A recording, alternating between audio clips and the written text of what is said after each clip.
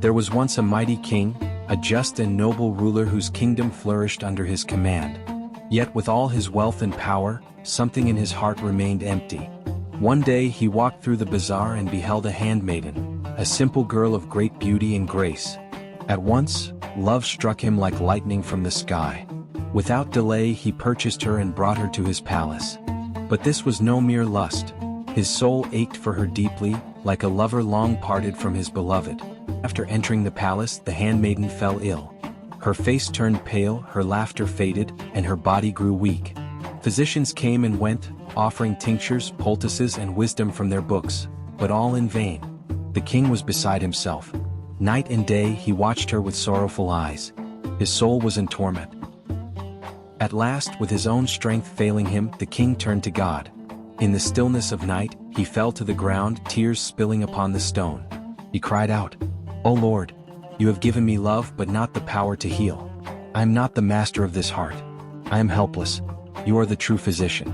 If healing comes, it must come from you." That night, as the king lay in restless sleep, he saw a radiant being in his dream, a figure dressed in light who said, "O king, your cry has been heard. Tomorrow a healer will come to your court. He is my servant. Receive him with trust." The king awoke with peace in his heart. As foretold, the next day a man unlike the others arrived.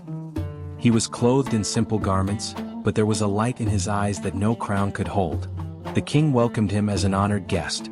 The healer examined the handmaiden gently, then turned to the king and said, "Let me speak with her alone." And care.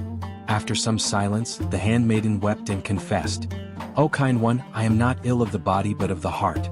I am in love with a goldsmith in Samarkand. I was taken from him. It is the pain of separation that weakens me." The healer understood at once and gently nodded. The king, though pained, did not grow angry. Instead he said, "Bring the goldsmith. If that is the cure, then I will not stand in its way." So the goldsmith was brought to the palace and the girl smiled once more. But the healer had seen deeper.